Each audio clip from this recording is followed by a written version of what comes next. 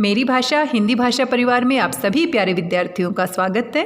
और आज के इस वीडियो में हम पढ़ने वाले हैं हमारी कविता कैदी और कोकिला। इसके कवि हैं माखनलाल चतुर्वेदी जी। प्यारे विद्यार्थियों, माखनलाल चतुर्वेदी जी एक राष्ट्र कवि हैं जिन्होंने बहुत अच्छी रचनाएं की हैं और अपनी कविताओं के माध्यम से लोगों के मन में राष्ट्रीय एकता और राष्ट्रभक्ति की भावना को जागृत किया है। उनको किसी परिचय की आवश्यकता नहीं है। उनकी बहुत सारी रचनाएं आपने जरूर पढ़ी होंगी और हिंदी साहित्य जगत में उनका नाम बहुत ही स्वर्णिम अक्षरों में लिखा गया है।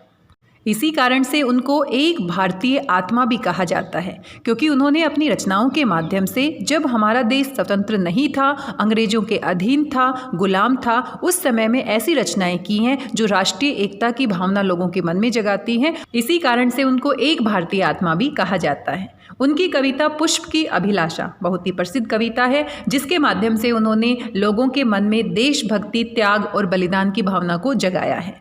आइए पढ़ते हैं पुष्प की अभिलाषा। चाह नहीं मैं सुरबाला के गहनों में गूथा जाऊं, चाह नहीं प्रेमी माला में बिंद प्यारी को ललचाऊं, चाह नहीं सम्राटों के शव पर हे हरि डाला जाऊं, चाह नहीं देवों के सिर पर चढ़ूं भाग्य पर इठलाऊं, मुझे तोड़ लेना वनमाली उस पथ पर देना तुम फेंक, मातृभूमि पर शीश चढ़ाने जिस पर जाएं वीर अनेक, मातृभूमि पर शीश चढ़ाने जिस पर जाएं वीर अनेक। प्यारे विद्यार्थियों, इसी प्रकार की अनेक रचनाएं उन्होंने की हैं और साथ में स्वाधीनता आंदोलन के लिए उनको अनेक बार जेल भी जाना पड़ा। कैदी और कोकिला कविता को उन्होंने उस समय लिखा था जब हमारा देश गुलाम था, आज़ाद नहीं था। अंग्रेजी शासन के अत्याचार इतने बढ़ते हुए जा रहे थे कि लोगों को अपनी आज़ादी की लड़ाई के लिए आंदोलन करने पड़ रहे थे और इन्हीं आंदोलनों के दौरान उनको अनेक बार जेल भी जाना पड़ रहा था। माखनलाल चतुर्वेदी जी भी अंग्रेजी शासन का विरोध करने के लिए, आंदोलन में भाग लेने के लिए अनेक बार जेल गए और ये हमारी कविता उन्होंने जेल में रहते हुए ही लिखी है। ब्रितानी उपनिवेशवाद के शोषण तंत्र का बारीक विश्लेषण करती कैदी और कोकिला कविता बहुत लोकप्रिय रही है।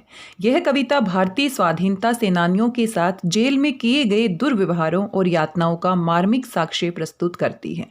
किस प्रकार से अंग्रेजी सरकार, किस प्रकार से ब्रिटिश हमारे साथ अत्याचार कर रहे थे, जबरदस्ती लोगों को जेल में डाल रहे थे और उनके साथ अमानवीय व्यवहार कर रहे थे।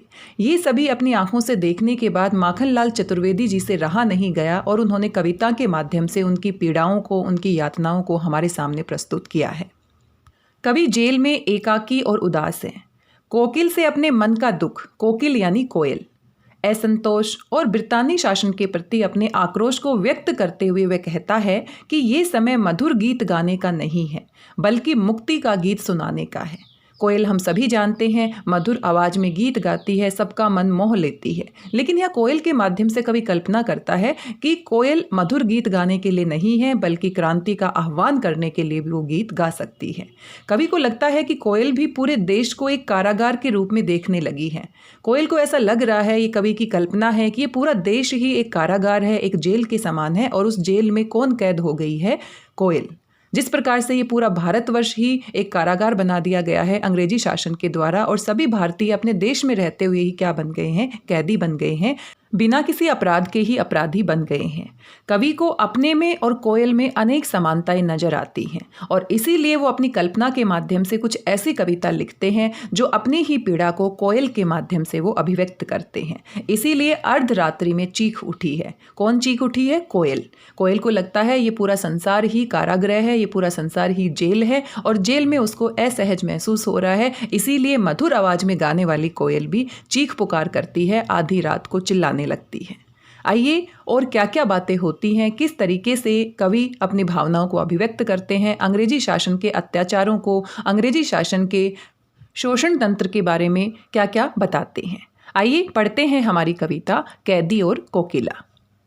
प्यारे विद्यार्थियों, वैसे तो पूरी कविता को एक साथ ही पढ़ना चाहिए, लेकिन हम साथ साथ उसकी व्याख्या करते हुए भी चलेंगे। पूरी कविता को पहले एक साथ नहीं पढ़ेंगे। आइए शुरू करते हैं। क्या गाती हो, क्यों रह जाती हो, कोकिल बोलो तो, क्या लाती हो, संदेशा किसका है, कोकिल बोलो तो।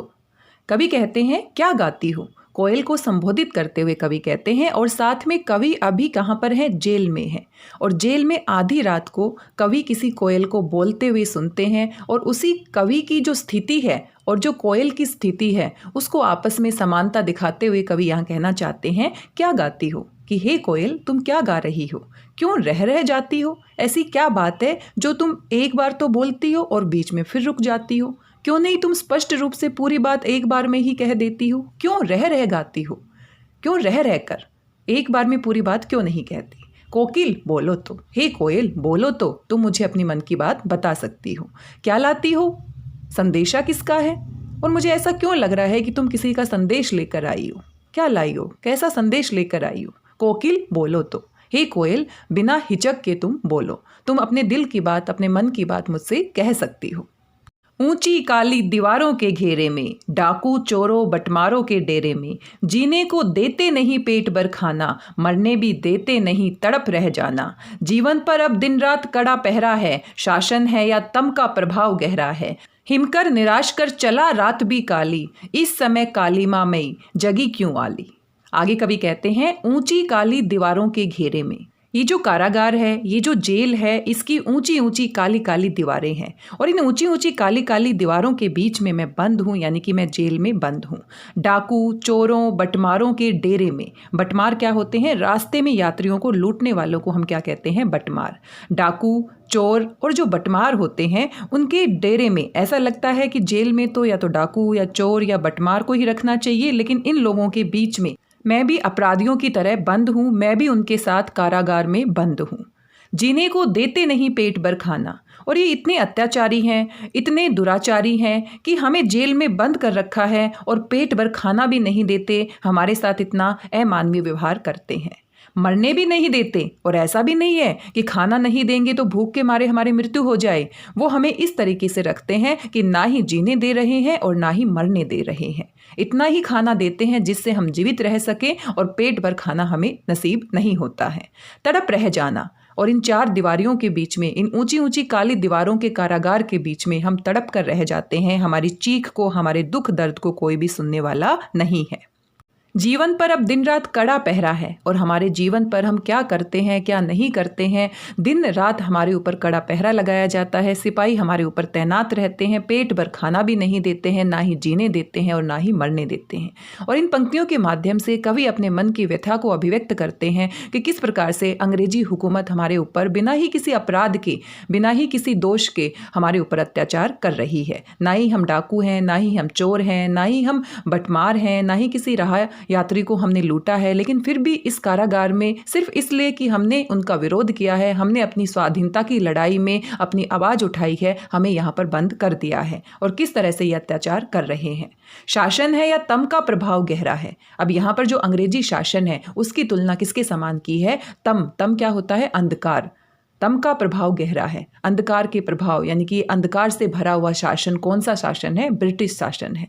इनके जो कूटनीतियां हैं, इनकी जो रणनीतियां हैं, वो अंधकार से भरी हुई है, ये किसी का भला नहीं कर सकते हैं। ये अंग्रेजी शासन की व्यवस्था है या अंधकार का गहरा प्रभाव है? अंग्रेजी शासन की व्यवस्था की तुलना सीधे सीधे अंधकार के गहरे प्रभाव के समान की गई है। कुछ भी समझ में नहीं आ रहा है कि हमारे साथ ये अत्याचार क्यों कर रहे हैं। और परीक्षा में सीधे सीधे प्रश्न पूछ लिया जाता है कि अंधकार का गहरा प्रभाव, इसकी तुलना किसके समान की है? यानी कि अंग्रेजी शासन की व्यवस्था के समान की है। और क्यों की है? क्योंकि वो इतने सारे हमारे साथ क्या कर रहे हैं? अत्याचार कर रहे हैं। हिमकर निराश कर चला रात भी काली। हिमकर क्या होता है? पर्यायवाची शब्द है चंद्रमा का। हम सभी जानते हैं चंद्रमा की रोशनी ही रात के अंधकार को दूर भगाती है। और कुछ समय पहले तो चंद्रमा दिखाई दे रहा था, लेकिन हिमकर यानी चंद्रमा निराश कर चला, यानी थोड़े समय के लिए आया और हमें निराश कर कर वापस चला गया है। रात भी काली, और ये आज की जो रात है वो काली है। इसमें कोई भी चंद्रमा नहीं है, कोई भी रोशनी नहीं है, और इतनी काली है जिस प्रकार से अंग्रेजी शासन का प्रभाव काला है। और चारों तरफ अंधकार ही अंधकार नजर आ रहा है। ना ही रात में चंद्रमा है और ना ही अंग्रेजों का शासन इतना साफ है, वो भी अंधकार के समान, अंधकार के प्रभाव के समान काला है। इस समय काली माँ मई जागी क्यों आली। आली होता है सखी का पर्यायवाची शब्द, सहेली का पर्यायवाची शब्द। अब यहाँ पर कवि कहते हैं, कवि कोयल से अपनी भावनाओं को जोड़ लेते हैं और वो भी आधी रात में कुछ कहना चाह रही है और कवि का मन भी अंग्रेजी शासन के खिलाफ कुछ बोलना चाह रहा है और दोनों ही इस अंधेरी रात में अपने मन की व्यथा को नहीं कह पा रहे हैं। तो इसीलिए यहाँ पर कवि कहते हैं कि इस समय, इस आधी रात के समय में कालिमा मई, और जो कोयल होती है वो भी काले रंग की होती है, जगी क्यों आली, हे सखी, आली यानी सखी, हे सखी तुम क्यों जग रही हो, इतनी आधी रात में तुम क्यों जग रही हो, ऐसा तुम्हारे साथ क्या हुआ है कि तुम्हें आधी रात को चीखना पड़ रहा है, आधी रात को कुछ कहने के लिए इस प्रकार से जगना पड़ रहा है। रात्रि में तो पूरा संसार ही सो जाता है, सभी पक्षी सो जाते हैं, लेकिन तुम इतनी रात को क्यों चीख रही हो। क्यों हूक पड़ी वेदना बोझ वाली सी, कोकिल बोलो तो क्या लुटा। हूक होता है चीखना, और किस में चीखना, वेदना में, पीड़ा में, दुख में चीखना। क्यों हूक पड़ी, कवि कहता है, हे कोयल तुम आधी रात को इतनी पीड़ा में, इतने दुख में क्यों हूक पड़ी हो, क्यों चीख रही हो। वेदना बोझ वाली सी, ऐसी कौन सी वेदना है, ऐसी कौन सी पीड़ा है जिसका बोझ तुमने अपने सर पर लिया हुआ है और जिसके कारण तुम रात को सो नहीं पा रही हो, तुम्हारी नींद भी चली गई है। कोकिल बोलो तो, हे कोयल तुम बोलो, तुम अपने मन की बात मुझसे कह सकती हो। क्या लुटा, ऐसा क्या हुआ है जो तुम्हारा लुट गया है, ऐसा कौन सा खजाना था जो तुम्हारे पास था और किसी ने लूट लिया है। तुम बोलो तो तुम स्पष्ट रूप से अपने मन की बात मुझसे कह सकती हो, क्योंकि मैं भी तुम्हारी ही तरह जेल में बंद हूँ और तुम्हारे साथ भी कुछ बुरा हुआ है, मेरे साथ भी कुछ बुरा हुआ है। हम दोनों अपने मन की बात एक दूसरे से कह सकते हैं। मृदुल वैभव की रखवाली सी, कोकिल बोलो तो, हे कोयल ऐसा कौन सा खजाना है, मृदुल यानी कोमल, वैभव यानी खजाना कह सकते हैं, वैभव यानी कि जो हमारे पास होता है। ऐसा कौन सा मृदुल वैभव था, ऐसा कौन सा कोमल खजाना तुम्हारे पास था जिसकी रखवाली तुम कर रही थी और किसी ने अचानक से उसको लूट लिया हो। ऐसा लग रहा है इतनी पीड़ा में तुम हो, इसीलिए तुम हूक पड़ी हो, तुम चीख रही हो, कोकिल बोलो तो। और ऐसा तुम्हारे साथ क्या हुआ है, किसने तुम्हारे मृदुल वैभव को, तुम्हारे कोमल खजाने को लूट लिया है। तुम मुझे बताओ, अपने मन की पीड़ा तुम मेरे साथ साझा कर सकती हो, कोकिल बोलो तो। प्यारे विद्यार्थियों, मृदुल वैभव की रखवाली सी बहुत ही महत्वपूर्ण पंक्ति है, बार बार परीक्षा में पूछी जाती है। इसका आशय स्पष्ट कीजिए, भाव स्पष्ट कीजिए। तो यहाँ पर कोयल जो है वो प्रकृति के मृदुल वैभव की रखवाली करने वाली होती है, प्रकृति के सौंदर्य और वैभव की रखवाली करने वाली होती है। ऐसा उसके साथ क्या हुआ है, ऐसा उसके वैभव को किसने लूट लिया है जिसके कारण उसको आधी रात में चीखना पड़ रहा है। तो इन पंक्तियों को बार बार परीक्षा में पूछ लिया जाता है, तो इसकी आपने व्याख्या करनी है। जब भी भाव स्पष्ट करने के लिए, आशय स्पष्ट करने के लिए कोई पंक्तियां दी जाती है तो उसकी आपको व्याख्या करनी होती है, उसके भाव को आपको स्पष्ट करना होता है। क्या हुई बावली अर्धरात्रि को चीखी, कोकिल बोलो तो। क्या हुई बावली, बावली यानी पागल होना। क्या हुई बावली, क्या तुम पागल हो गई हो। अर्धरात्रि को चीखी, अर्धरात्रि यानी आधी रात को तुम चीख रही हो, ऐसा क्या हुआ है तुम्हारे साथ, कोकिल बोलो तो। किस दावानल की ज्वालाएं हैं दिखी, दावानल क्या होता है, जंगल में लगी हुई आग को हम दावानल कहते हैं। एक विशेष शब्द है जो हम किसके लिए प्रयोग करते हैं, जंगल में लगी हुई आग के लिए प्रयोग करते हैं। आगे कवि कोकिल से पूछते हैं, कोयल से पूछते हैं, किस दावानल की ज्वालाएं हैं दिखी। ऐसा तो नहीं है कि जंगल में कहीं पर आग लग गई हो और उसकी ज्वालाएं, उसकी लपटें तुमने देख ली हो, कोकिल बोलो तो। अगर ऐसा भी हुआ है तो कोकिल तुम अपने मन की बात को, अपने मन की पीड़ा को मेरे साथ साझा कर सकती हो, बोलो तो क्या हुआ है।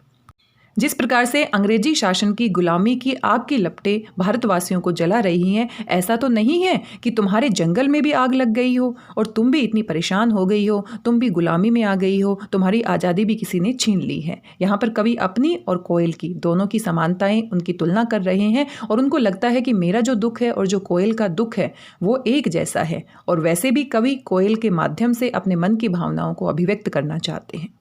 क्या देख नहीं सकती जंजीरों का गहना, हथखड़ियाँ क्यों ये ब्रिटिश राज का गहना, कोल्लू का चर्रक चूं जीवन की तान, गिट्ठी पर अंगुलियों ने लिखे गान, हूँ मोट खींचता लगा पेट पर जुआ, खाली करता हूँ ब्रिटिश अकड़ का कुआ, दिन में करुणा क्यों जगे रुलाने वाली, इसलिए रात में गजब ढहा रही हो आली।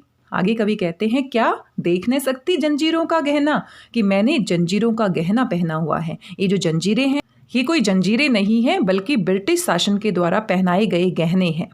यहाँ पर कवि अपनी जंजीरों की तुलना गहनों के समान करते हैं, यानी कि वो खुश हैं जेल में आकर कि उन्होंने आज़ादी की लड़ाई के लिए अपनी आवाज़ को बुलंद किया, अंग्रेजी शासन का विरोध किया। तो यहाँ पर जंजीरें उनको जंजीरें नहीं लग रही हैं, बल्कि उनकी तुलना वो गहनों के समान करते हैं, क्योंकि गहने हम हमेशा खुश होकर अपने आप को सुसज्जित करने के लिए पहनते हैं। तो उनको लग रहा है कि ब्रिटिश शासन ने उनको क्या पहना दिए हैं, गहने पहना दिए हैं, और वही गहने वो कोयल को दिखाना चाहते हैं। देख नहीं सकती जंजीरों का गहना, हथकड़ियाँ क्यों, ये मेरी हथकड़ियाँ नहीं है, ये ब्रिटिश राज का गहना, ब्रिटिश राज ने मुझे क्या पहनाया है, गहना पहनाया है। कोल्हू का चर्रकचू जीवन की तान। आगे कवि कहते हैं कि कोल्हू का जो बैल होता है, जिसको हम दिन रात मेहनत करने के लिए लगाते हैं, और जब वो कोल्हू को चलाता है तेल निकालने के लिए, तो उसमें चर्रक चू की आवाज़ आती है, और उसी आवाज़ को हमने अपनी जीवन की तान बना लिया है। हमारे साथ भी कोल्हू के बैल के समान व्यवहार किया जाता है, हमारे साथ भी दिन रात इतनी मेहनत करवाई जाती है, बिना खाना दिए हमारे पेट को भूखा रखा जाता है। उसी प्रकार से हमारे साथ भी कोल्हू के बैल के समान मेहनत करवाई जाती है, सुबह से शाम तक हमें घुमाया जाता है, और घूमते घूमते जो चर्रक चू की आवाज़ आती है, उसी को मैंने अपने जीवन की तान बना लिया है, अपने जीवन जीने का रहस्य बना लिया है। गिट्टी पर अंगुलियों के लिखे गान। और गिट्टी क्या होती है? ईंट और पत्थर के टुकड़े। अब जो कारागार में कैदियों को रखा गया है, भारतवासियों को रखा गया है, जिनमें हमारे कवि भी हैं, उनसे दिन रात हथौड़े से ईंट और पत्थरों को तुड़वाया जाता है, और इस कार्य के दौरान उनके हाथों में जो चोटें लगती हैं, उनके हाथों में जो छाले पड़ते हैं, उनको उन्होंने स्वीकार कर लिया है, अपने जीवन जीने का गीत बना लिया है, जीवन का गान बना लिया है। यानी कि भारतवासी जिनको जेल में बंद कर दिया गया है, उन्होंने किसी भी कीमत पर अंग्रेजी शासन के अत्याचारों के खिलाफ घुटने नहीं टेके हैं। उन सभी का मानना है कि अंग्रेजी हुकूमत हमारे ऊपर अत्याचार तो कर सकती है, लेकिन हमारे मनोबल को, हमारी राष्ट्रभक्ति को, हमारे देश प्रेम को हमारे मन से नहीं हटा सकती है, और यही हमारी सबसे बड़ी जीत है। चाहे वो हमसे कितना भी अमानवीय व्यवहार क्यों ना कर ले, चाहे हमें जबरदस्ती कारागार में क्यों ना डाल दे, लेकिन हमारे मन में जो देश प्रेम की भावना है, जो हमारे मन में उत्साह है, जो हमारे मन में जोश है, बलिदान की भावना है, उसको कभी नहीं मिटा सकती, और यही उनकी सच्ची हार है, और यही हमारी सच्ची जीत है। हूँ मोट खींचता लगा पेट पर जुआ। प्यारे बच्चों, मोट खींचना, बैल की छाती के ऊपर फीता लगाकर या कोई रस्सी बांधकर चूना आदि पीसने के काम के लिए हम मोट खींचना शब्द का प्रयोग करते हैं। ये बहुत पहले होता था, और जब हम आज़ाद नहीं थे, अंग्रेज़ों के शासन के अधीन थे, तो उस समय जेल में जो हमारे कैदी थे, जो हमारे भारतवासी थे, उनके साथ पशुओं के तरीके से व्यवहार किया जाता था। तो मोट खींचना यानी कि चरस खींचना, एक तरह से जानवरों से ही काम करवाया जाता था। लेकिन जब हमारे भारतवासियों को ज़बरदस्ती अंग्रेजी शासन का विरोध करने के लिए जेल में डाला गया, तो उनके साथ भी ऐसा ही व्यवहार किया गया। अब कवि कहते हैं, हूँ मोट खींचता लगा पेट पर जुआ। और जुआ क्या होता है? वह लकड़ी जो पाट को घुमाने का काम करती है, हल चलाने वाले बैलों के गले पर रखी जाने वाली लकड़ी। लेकिन ये काम जानवरों के साथ किया जाता था, लेकिन यही काम अब भारतवासियों के साथ किया जा रहा है। तो कवि कहते हैं, हूँ मोट खींचता लगा पेट पर जुआ, कि मैं अपने पेट पर जुआ लगाकर उस लकड़ी को बांध कर मोट खींचता हूँ, चर्स खींचता हूँ, खाली करता हूँ ब्रिटिश अकड़ का कुआं। और ये काम करते हुए मुझे कोई भी दुख नहीं हो रहा है, मेरा उत्साह उतना ही बना हुआ है, और मैं ब्रिटिश अकड़ का कुआं खाली कर रहा हूँ, मैं ब्रिटिश शासन की जड़ें कमज़ोर कर रहा हूँ। दिन में करुणा क्यों जगे रुलाने वाली। और दिन में करुणा यानी मन में जो दुख के भाव हैं, वो दिन में कभी मैं अपने मन में अभिव्यक्त नहीं करता हूँ। रुलाने वाली, ऐसी पीड़ा, इतना कष्ट हमें यहाँ पर दिया जाता है, लेकिन हम अपनी पीड़ा को सहन कर लेते हैं, और कभी भी हम अपनी पीड़ा को जाहिर नहीं होने देते हैं, दिन में जाहिर नहीं होने देते हैं। अगर हमें रोना भी होता है, अपने दुख को प्रकट करना होता है, तो काली रात में मैं अपना दुख प्रकट करता हूँ, ताकि कोई पहरेदार हमें टूटता हुआ देख ना ले, क्योंकि मैं अंग्रेजी शासन की अकड़ का कुआं खाली कर रहा हूँ। इसलिए रात में गजब ढहा रही हो आली, और तुम्हारे साथ भी ऐसा ही हो रहा है। कवि यहाँ पर कोयल के साथ फिर से अपनी समानता देखते हैं कि मैं भी दिन में कभी रोता नहीं हूँ, अपनी पीड़ा को जाहिर नहीं करता, क्योंकि मैं नहीं चाहता कि अंग्रेजी शासन के जो पहरेदार हैं वो हमारी पीड़ा को देखें और हमारे ऊपर हंसें, हमारी भावनाओं का मजाक उड़ाएं। मैं जितना भी परेशान होता हूँ, दिन में कभी भी अपने दुख को व्यक्त नहीं करता, रात के समय अपने दुख को व्यक्त करता हूँ। और तुम भी ऐसा ही कर रही हो, तुम भी आधी रात को चीख रही हो, अपनी पीड़ा को आधी रात को चीख चीख कर बता रही हो। तो ऐसा क्या हुआ है तुम्हारे साथ? मैं तो परेशान हूँ अंग्रेजी शासन के अत्याचारों से, लेकिन तुम्हारे साथ ऐसा क्या हुआ है? तुम्हारा कौन सा वैभव लूट लिया गया है जिसके कारण तुम आधी रात को पीड़ा में चीख रही हो? दिन में करुणा क्यों जगे रुलाने वाली, यानी दिन में हमें अपनी करुणा को, अपनी पीड़ा को व्यक्त नहीं करना है, इसीलिए रात में गजब ढा रही हो आली। आली यानी सखी। हे सखी कोयल, इसीलिए तुम भी रात में गजब ढा रही हो, रात में अपने दुख या पीड़ा को अभिव्यक्त कर रही हो, जैसे कि मैं करता हूँ। इस शांत समय में अंधकार को बेद हो रही क्यों हो, कोकिल बोलो तो। और इतनी शांति में, जब रात्रि होती है, सभी सो जाते हैं, चारों तरफ सन्नाटा होता है, शांति होती है, इस शांत समय में यानी कि इस रात में अंधकार को बेद रो रही क्यों हो, यानी कि रात में इस अंधकार को बेदती हुई तुम्हारी जो चीख की आवाज़ है, जो तुम्हारी पीड़ा की आवाज़ है, तुम क्यों रो रही हो, कोकिल बोलो तो। हे कोयल, अपने मन की पीड़ा को तुम मेरे साथ साझा कर सकती हो, क्योंकि मेरी स्थिति भी वैसी ही है जैसी तुम्हारी है। चुपचाप मधुर विद्रोह बीज इस भांति बो रही क्यों हो, और चुपचाप से इस शांत वातावरण में विद्रोह के बीज क्यों बो रही हो तुम, मधुर विद्रोह बीज। ऐसा लग रहा है कि तुम हर किसी के मन में विद्रोह के बीज बोना चाहती हो, जो भी पराधीन है, जो भी अत्याचारों का शिकार है, उसके मन में उसका विरोध करने के बीज तुम बो रही हो। इस भांति बो रही क्यों हो, और ये तुम्हें इतनी रात को क्यों करना पड़ रहा है। अगर विद्रोह के बीज तुम्हें बोने हैं तो तुम दिन के समय भी बो सकती हो। कोकिल बोलो तो, ऐसा क्या हुआ है कि जो ये कार्य तुम्हें रात को करना पड़ रहा है। और कवि माखनलाल चतुर्वेदी जी भी इतनी रात को इस कविता को लिखते समय भारतवासियों के मन में विद्रोह के बीज बो रहे हैं, अंग्रेजी शासन के खिलाफ आवाज उठाने के लिए बीज बो रहे हैं। तो दोनों में समानता दिखाई गई है। काली तू रजनी भी काली, शासन की करनी भी काली, काली लहर कल्पना काली, मेरी काल कोठरी काली, टोपी काली कमली काली, मेरी लो श्रृंखला काली, पहरे की हुकरती की ब्याली, तिस पर है गाली ए आली।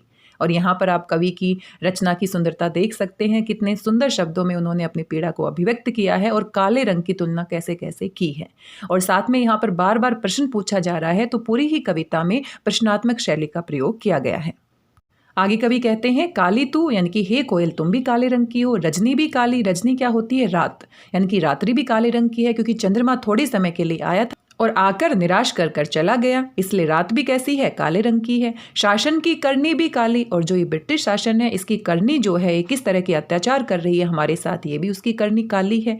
काली लहर कल्पना काली, ये जो लहरें हैं वो भी काली है, कल्पना मेरी काली है। मेरी काल कोठरी काली, और मेरी जो काल कोठरी है इसकी दीवारों पर काला रंग किया गया है, कहीं से कोई रोशनी की किरण नजर नहीं आती है। टोपी काली, और हमने जो कपड़े पहने हुए हैं, यहाँ पर कारागार में जो हमें कपड़े दिए गए हैं उसकी टोपी भी काली है। कमली काली, कमली होती है कंबल, और ये जो कंबल इन्होंने दिया हुआ है ये भी हमारे काले रंग का है। मेरी लो श्रृंखला काली, और लोहे की जो श्रृंखलाएं हैं, जो बेड़ियां हैं, जो हमारे हाथों में हथकड़ियां पहनाई हुई हैं, जो जंजीरें पहनाई हुई हैं, वो भी काले रंग की है। पहरे की हुकरती की ब्याली, हुकरती होती है हुकार लगाना, ब्याली होती है सर्पिनी यानी सांपिन, यानी कि जो पहरेदार हैं, पहरे की हुकरती, जो पहरेदार हैं वो चीखते हैं, हुकार लगाते हैं, चिल्लाते हैं, और किसकी तरह हुकार लगाते हैं, ब्याली की तरह, सर्पिनी की तरह। तिस पर है गाली ए आली, और उस पर भी ये मानते नहीं है, बल्कि हमें बिना बात के ही गाली देते हैं, अब शब्दों का प्रयोग करते हैं, हे आली, हे सखी, हे कोयल। तो यहाँ पर कवि अपने जेल में होने वाले अत्याचार की स्थिति को दर्शा रहे हैं, बता रहे हैं कि किस प्रकार से जो पहरेदार है वो हुकार भरते हैं, बिना बात के ही उनके ऊपर चीखते चिल्लाते हैं, सांप की तरफ हुकारते हैं और साथ में गालियां भी देते हैं। इस काले संकट सागर पर मरने की मदमाती। आगे कवि कहते हैं, देश की स्वतंत्रता रूपी इस काले संकट सागर पर, तो देश की गुलामी की तुलना यहाँ पर किसके समान की गई है, काले संकट सागर के समान। मरकर इसे आज़ाद करवाने की मदमाती इच्छा जागृत हो रही है, मन में एक ऐसी इच्छा है कि हम अपने प्राणों का बलिदान दे दें और अपने देश की आज़ादी को प्राप्त कर लें। कोकिल बोलो तो, हे कोयल, हे मेरी सखी तुम बोलो तो, अपने चमकीले गीतों को क्यों कर हो तैराती। कोकिल बोलो तो, हे कोयल तुम बताओ कि इस अंधेरी रात में अपने चमकीले गीतों को क्यों तैरा रही हो, इतनी रात में तुम सबको ये चीख पुकार क्यों सुना रही हो, सब दिशाओं में कूक कूक कर क्यों फैला रही हो इतनी रात को। अरे कोयल तुम कुछ तो बोलो, अपने मन की पीड़ा को, अपने मन की बात को मुझसे तो तुम बताओ। कोयल की कूक कवि को आशा व उत्साह का भाव और स्वर प्रदान करती थी, जिस कारण वह अपनी निराशा से मुक्ति पाते थे। वह उसे प्रेरणा प्रदान कर रही है। कवि को कोयल का स्वर देशभक्ति में डूबा हुआ लग रहा है, इसीलिए उसने उसे चमकीला गीत गाने जैसा कहा है कि तुम क्या कर रही हो, चमकीले गीत गा रही हो और हर किसी के मन में विद्रोह का बीज बो रही हो। और ऐसा ही कुछ तो मैं भी तो चाहता हूँ, मैं भी भारतवासियों के मन में अंग्रेजी हुकूमत के खिलाफ एक आवाज़ बुलंद करने की बात चाहता हूँ। तो हमारी और तुम्हारी बातें एक जैसी हैं। आगे कवि कहते हैं, तुझे मिली हरियाली डाली, मुझे नसीब कोठरी काली। तेरा नभ भर में संचार, मेरा 10 फुट का संसार। तेरे गीत कहावे वाह, रोना भी है मुझे गुना। देख विषमता तेरी मेरी, बजा रही तिस पर रणभेरी। प्यारे विद्यार्थियों, अभी तक कवि कविता में बता रहे हैं कि कोयल में और मुझ में बहुत सारी समानताएं हैं। कोयल भी विद्रोह के बीज बोना चाहती है, कोयल भी आधी रात में चीख रही है, अपनी वेदना और पीड़ा को अभिव्यक्त कर रही है, और मैं भी कुछ ऐसा ही चाहता हूँ। लेकिन यहाँ पर अब उनकी विषमताओं के बारे में बातचीत की गई है। तुझे मिली हरियाली डाली। कवि आगे कहते हैं, हे कोयल, हे सखी, तुम्हें तो हरियाली डाली मिली है, यानी कि तुम्हारे भाग्य में तो हरे हरे पेड़ पौधे हैं जिनके ऊपर तुम स्वतंत्र होकर अपना बसेरा बना सकती हो, कहीं पर भी आ सकती हो, कहीं पर भी जा सकती हो। मुझे नसीब कोठरी काली, और मेरे भाग्य में, मेरे नसीब में तो ये काली कोठरी आई है। मैं आज़ाद नहीं हूँ, स्वतंत्र नहीं हूँ, कहीं भी अपनी इच्छा से जा नहीं सकता, मैं यहाँ पर कैद हूँ। तेरा नभ भर में संचार, और तुम्हारा हे कोयल, हे सखी, नभ भर, नभ यानी आकाश, पूरे आकाश भर में संचार, यानी कि वहां पर विचरण कर सकती हो, आज़ादी से घूम सकती हो। पूरा नभ ही तुम्हारा क्या है, संसार है। मेरा 10 फुट का संसार, और मेरा जो ये संसार है ये 10 फुट में सीमित हो गया है। इस काल कोठरी में ही मेरा पूरा संसार यहाँ पर सिमट गया है। सुबह से लेकर शाम तक इसी 4 दीवारी में, इस काल कोठरी में 10 फुट की जगह पर मुझे रहना पड़ रहा है। तेरे गीत कहावे वाह, और जब तुम मधुर आवाज में गीत गाती हो तो पूरी दुनिया वाह वाह करती है। रोना भी है मुझे गुनाह, और मैं यहाँ पर इतना बंधन में हूँ कि अगर मैं रोता भी हूँ तो ये भी गुनाह है, ये भी एक अपराध है। मुझे रोने भी नहीं दिया जाता, अपनी पीड़ा को अभिव्यक्त भी नहीं करने दिया जाता। अगर मैं रोता हूँ तो मैं कमज़ोर कहलाता हूँ। रोना भी है मुझे गुनाह, देख विषमता तेरी मेरी। हे कोयल, हे सखी, तुम्हारी और मेरी कितनी विषमताएं हैं, कितनी असमानताएं हैं।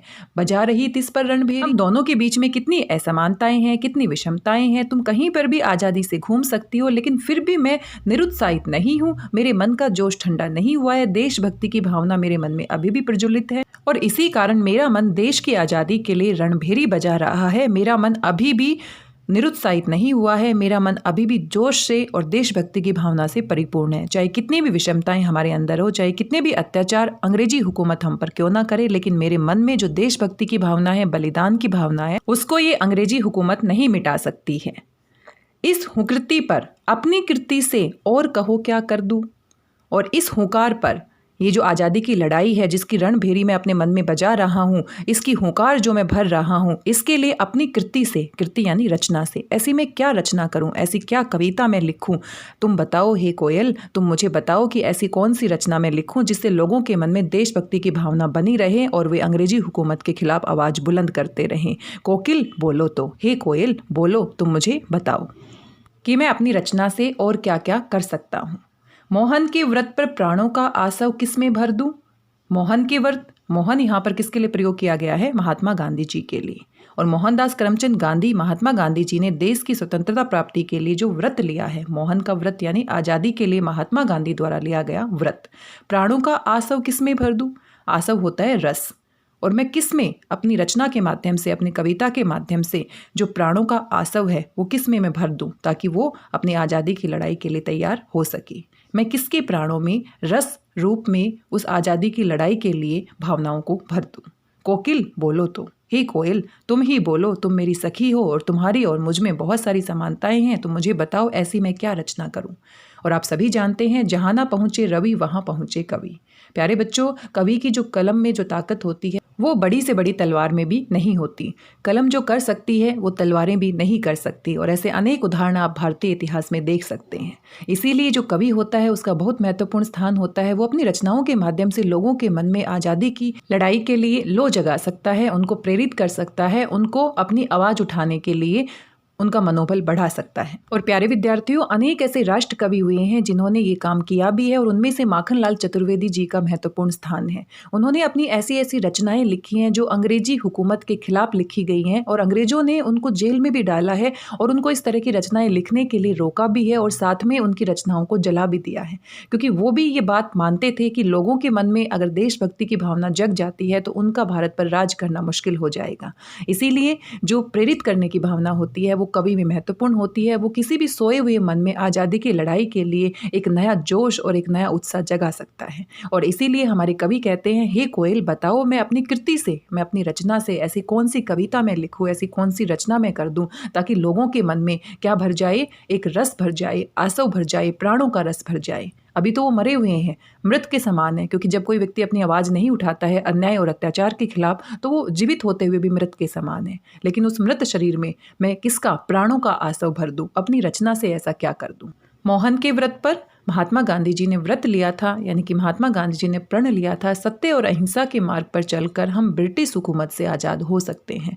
और उन्हीं के अथक प्रयासों से और सभी भारतवासियों के अथक प्रयासों से 15 अगस्त 1947 को हमने ये व्रत पूरा भी कर लिया था। इसीलिए यहाँ पर कवि कहना चाहते हैं कि महात्मा गांधी जी के व्रत के लिए मैं लोगों के मन में ऐसा कौन सा उत्साह का बीज बो सकता हूँ जो मैं अपनी रचना के माध्यम से कर सकता हूँ, अपनी किसी कविता के माध्यम से कर सकता हूँ। और प्यारे विद्यार्थियों, ये कविता उन्होंने जेल में लिखी थी और जेल में रहते हुए उन्होंने अपने मन की भावना को, क्योंकि स्पष्ट रूप से नहीं कह सकते थे, लेकिन एक कोयल के माध्यम से उन्होंने अंग्रेजी शासन के काले कारनामों, उनके द्वारा किए गए अत्याचारों के बारे में वर्णन किया है।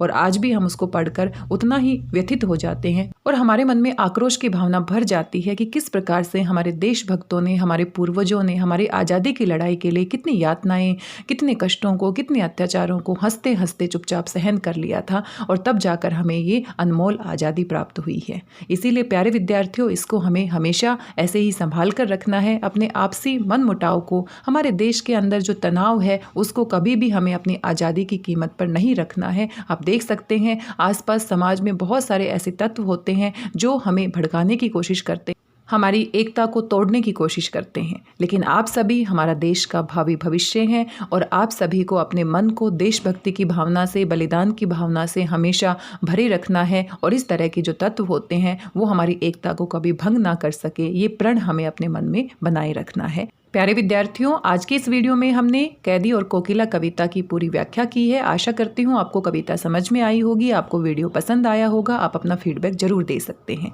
और चलते चलते आइए पूरे जोश और उत्साह के साथ पढ़ते हैं हमारी कविता कैदी और कोकिला। क्या गाती हो, क्यों रह जाती हो, कोकिल बोलो तो, क्या लाती हो, संदेशा किसका है, कोकिल बोलो तो। ऊंची काली दीवारों के घेरे में, डाकू चोरों बटमारों के डेरे में, जीने को देते नहीं पेट भर खाना, मरने भी देते नहीं तड़प रह जाना। जीवन पर अब दिन रात कड़ा पहरा है, शासन है या तम का प्रभाव गहरा है। हिमकर निराश कर चला रात भी काली, इस समय काली मामई जगी क्यों आली। क्यों हूक पड़ी वेदना बोझ वाली सी, कोकिल बोलो तो, क्या लुटा। मृदुल वैभव की रखवाली सी, कोकिल बोलो तो, क्या हुई बावरी अर्धरात्रि को चीखी, कोकिल बोलो तो। किस दावा नल की ज्वालाएं हैं दिखी, कोकिल बोलो तो। क्या देख नहीं सकती जंजीरों का गहना, हथकड़ियां क्यों ये ब्रिटिश राज का गहना। कोहलू का चरक चू जीवन की तान, गिट्टी पर अंगुलियों ने लिखे गान। हूँ मोट खींचता लगा पेट पर जुआ, खाली करता हूँ ब्रिटिश अकड़ का कुआ। दिन में करुणा क्यों जगे रुलाने वाली, इसलिए रात में गजब डाह रही हो आली। इस शांत समय में अंधकार को बेद रो रही क्यों हो, कोकिल बोलो तो। चुपचाप मधुर विद्रोह बीज इस भांति बो रही क्यों हो, कोकिल बोलो तो। काली तू रजनी भी काली, शासन की करनी भी काली, काली लहर कल्पना काली, मेरी काल कोठरी काली। टोपी काली कमली काली, मेरी लो श्रृंखला काली। पहरे की हुकुरती की बयाली, तिस पर है गाली ए आली। इस काले संकट सागर पर मरने की मदमाती, कोकिल बोलो तो। अपने चमकीले गीतों को क्यों कर हो तैराती, कोकिल बोलो तो। तुझे मिली हरियाली डाली, मुझे नसीब कोठरी काली। तेरा नभ भर में संचार, मेरा 10 फुट का संसार। तेरे गीत कहावे वाह, रोना भी है मुझे गुना। देख विषमता तेरी मेरी, बजा रही तिस पर रणभेरी। इस हुकृति पर अपनी कृति से और कहो क्या कर दूं, कोकिल बोलो तो। मोहन के व्रत पर प्राणों का आसव किसमें भर दूं, कोकिल बोलो तो। प्यारे विद्यार्थियों, ये थी हमारी कविता कैदी और कोकिला। आप भी जरूर इसको पढ़िएगा, इसकी व्याख्या दोबारा से करके देखिएगा। आज की इस वीडियो में बस इतना ही। मिलते हैं किसी और नए पाठ के साथ। तब तक स्वस्थ रहिए, व्यस्त रहिए, मस्त रहिए और खुश होकर पढ़ते रहिए। धन्यवाद, बहुत बहुत धन्यवाद।